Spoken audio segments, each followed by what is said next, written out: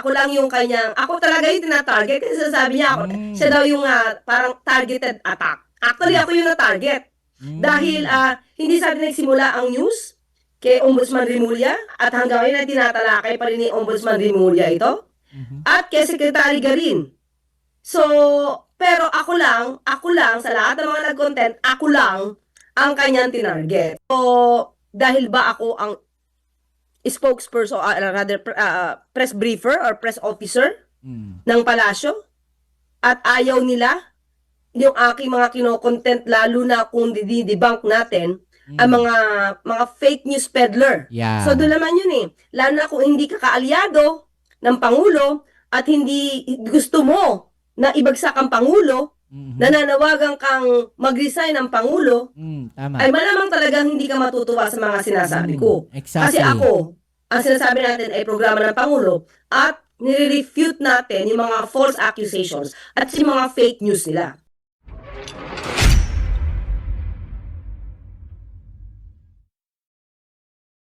Hey, what's up? Welcome back dito sa ating channel dito sa Boss TV.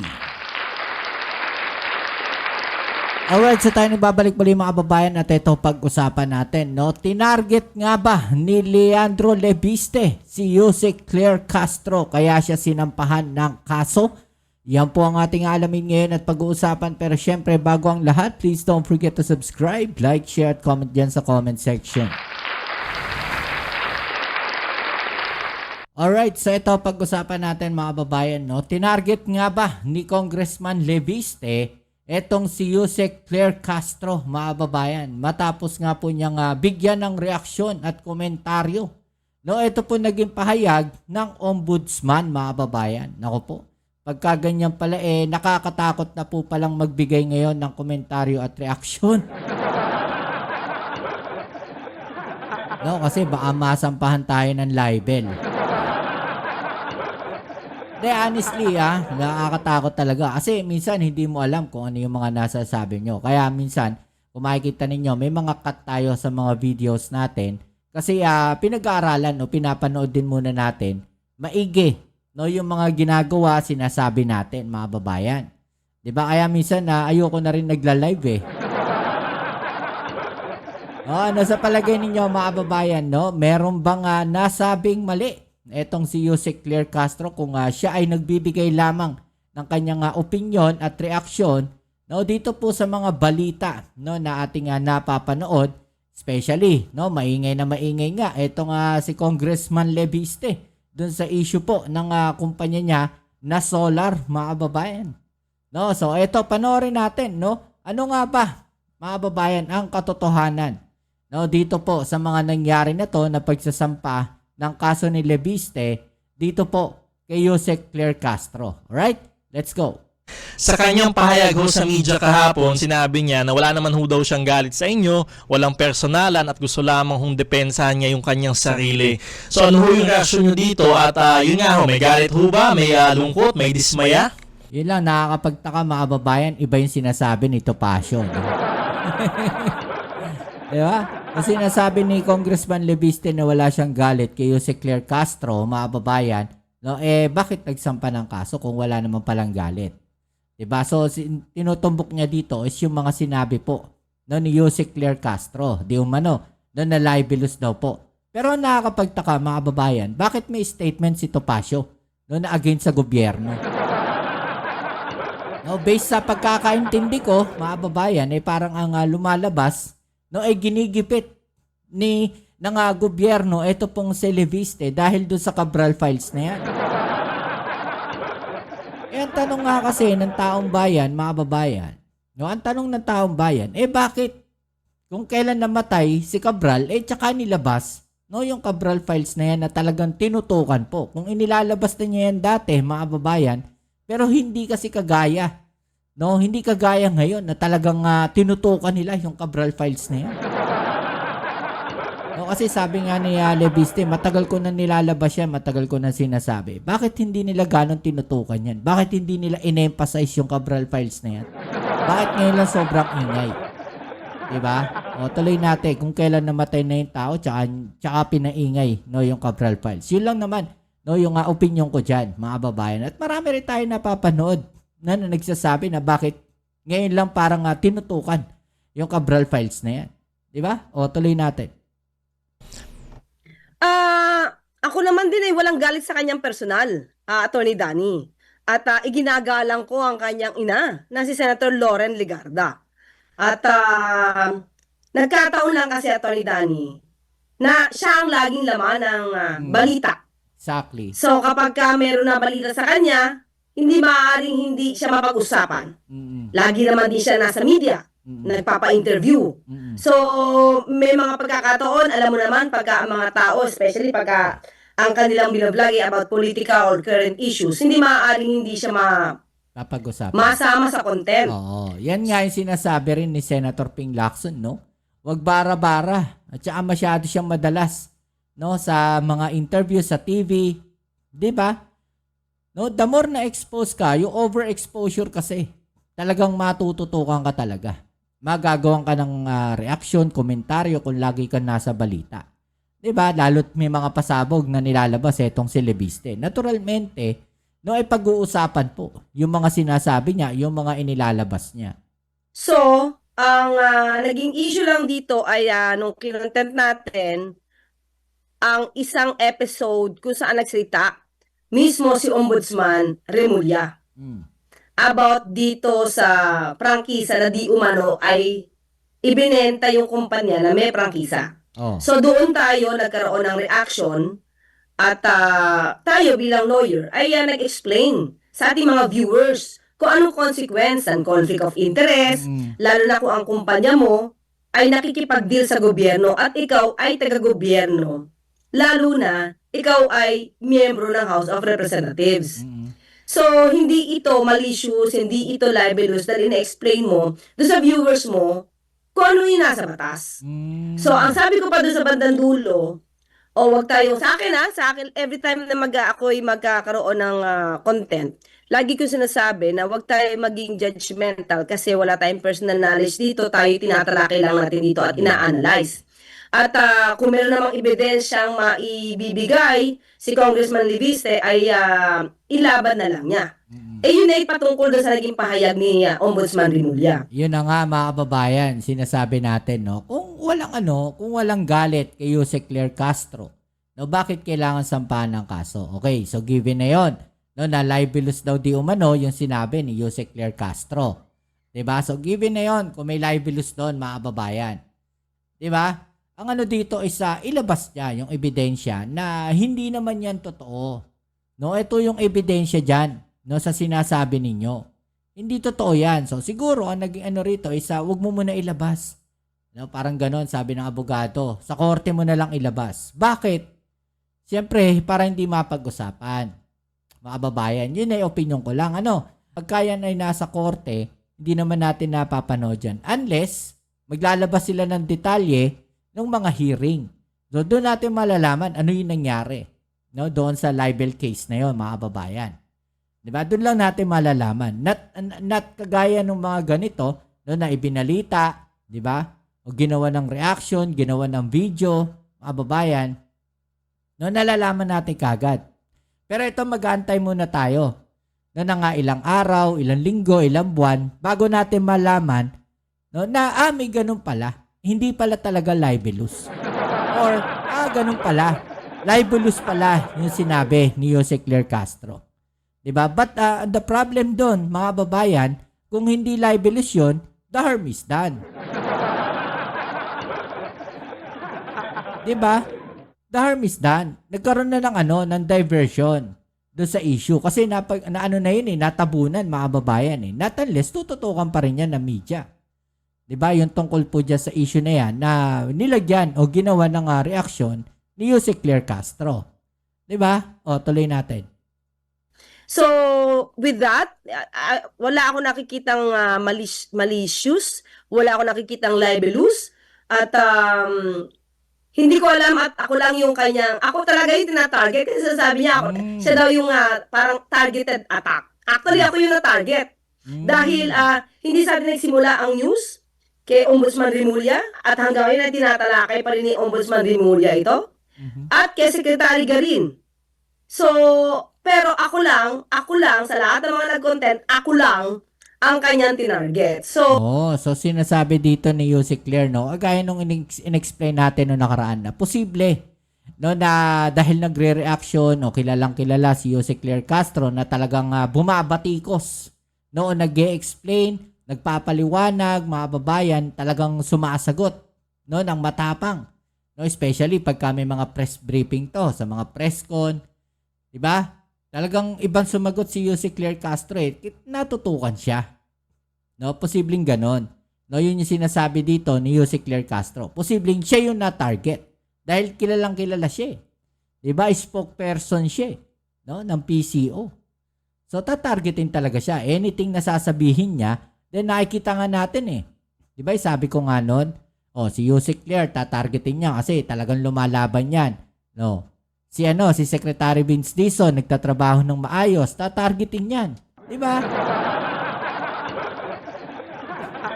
The more na nagtatrabaho ka, mga kababayan, ng maayos, kung ikaw ay nasa gobyerno, the more na nagtatrabaho ka ng maayos, the more na tatargeting ka ng mga tao, no, na may kinalaman sa mga korupsyon.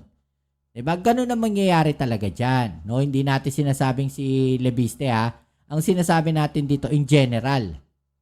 No? The more na may sinasabi ka, no, para sa na maganda para sa gobyerno na ginagawa ng gobyerno, mga kababayan, at may tatamaan, no, ikaw ang tatargetin talaga. Bakit? Sisirain yung kredibilidad mo. Yun. Kaya ka tinatarget. No, kasi sisirain nila yung credibility mo. Para lahat ng sasabihin mo ay hindi maganda. Alalabasin nila na wala kang kredibilidad. Ganun lang kasimple yun, mga kababayan. Kaya kung nga sinasabi dito ni Yusik Claire na tinatarget siya, well, posible. No, posible siguro na siya yung tinatarget. No, dahil nga marami siyang sinasabi. Marami siyang ine-explain. 'Di ba? Na naliliwanagan yung mga kababayan natin. Nalalaman ng mga kababayan natin. 'Di ba? Tuloy natin. dahil ba ako ang spokesperson, press briefer or press officer ng palasyo? At ayaw nila yung aking mga kino-content, lalo na kung didibunk natin ang mga fake news peddler. Yeah. So doon naman yun eh. Lalo na kung hindi ka kaalyado ng Pangulo at hindi gusto mo na ibagsak ang Pangulo, nananawagan kang mag-resign ng Pangulo, Tama. ay malamang talagang hindi ka matutuwa sa mga sinasabi ko. Exactly. Kasi ako, ang sinasabi natin ay programa ng Pangulo at nire-refute natin yung mga false accusations at yung mga fake news nila. Yon, exactly, 'di ba? Nagsasalita siya si Yusik Claire, ine-explain niya, no? Dinidepensahan niya na mali yung mga sinasabi ninyo. Ito yung totoo, ito yung ginagawa ng gobyerno, which is para sa atin, no, sa karamihan nakikita naman natin. No, na tama naman yung sinasabi ni Yusik Claire. 'Di ba? So, yun yung parang possibility na na-target siya, no, ng mga fake news peddlers, ng mga DDS, posibleng ganun, mga babayan eh. 'Di ba? Na siya talaga yung, alam naman natin, galit na galit ang mga DDS dito kay Yusik Claire eh. 'Di ba? Tuloy. At nire-refute natin yung mga false accusations at yung mga fake news nila. So talagang hindi nila ako magugustuhan at yun ba yung dahilan kung bakit nila ako na-target? Saan tanong natin, sino ba yung advisor ni Congressman Libiste? Sino ba yung mga counsels ni Congressman Libiste? Parang sinasabi ni Yusik Claire, sino ang nasa likod ni Congressman Libiste? Parang gano'n. And yun nga ho, he mentioned na si Ombudsman Remulla hindi niya sasampahan ng kaso dahil niya ako kaibigan ng kanyang ina. And kakibat ho ng kaso is 110 million in damages. Anong reaction niyo dito? Tila masyadong malaki ho itong hinihingi ho niyang damages laban sa inyo, ano? Yan po talaga, kapag ka po mayaman, at sabi naman niya lagi, siya naman ay may pera at mayaman po siya. So siguro yan po talaga yung mindset ng isang mayamang katulad niya. So sa kanyang press conference ho kahapon, naging emotional ho si Representative Leviste dahil sa mga di umanong banta ho sa kanya kaugnay ho doon sa Cabral Files at sa mga nalalaman ho niya dito sa flood control project. So ano ho yung reaction niyo ho dito?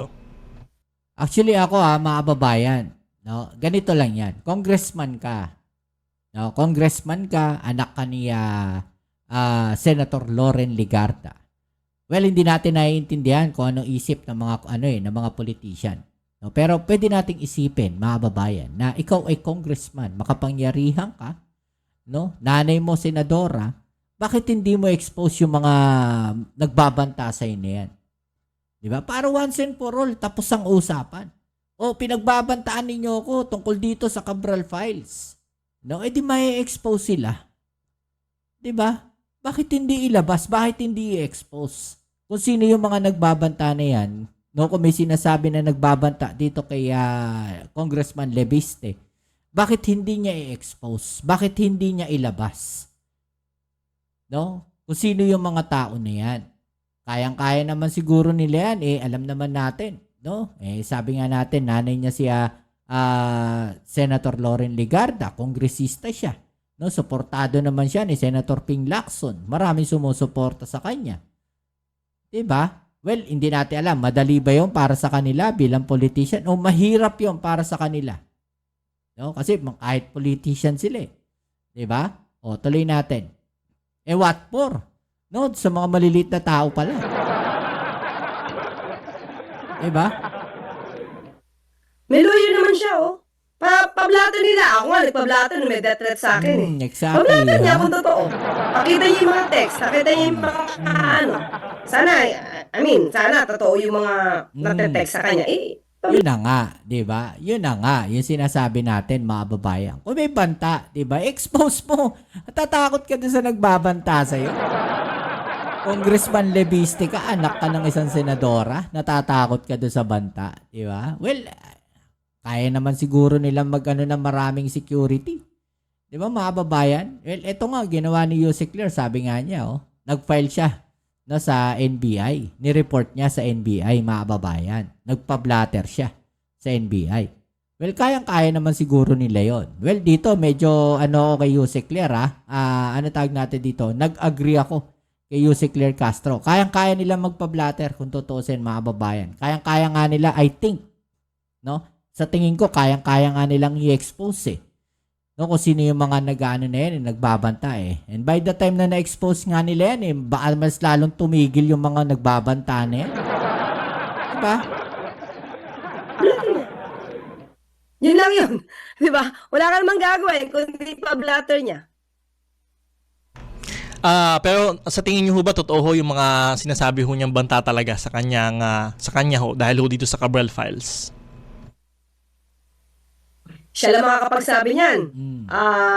Hindi ko na nga rin alam minsan yung mga kwento ni Congressman Leviste. Lalo na nung nag-explain siya tungkol dito sa Sora Philippines, ang gulo-gulo, ang dami-dami ng kumpanya. Hindi mo na alam kung saan ba sinasabi niya yung 24 billion na multa, kung saan. Dahil sabi niya, marami siya mga maliliit na kumpanya.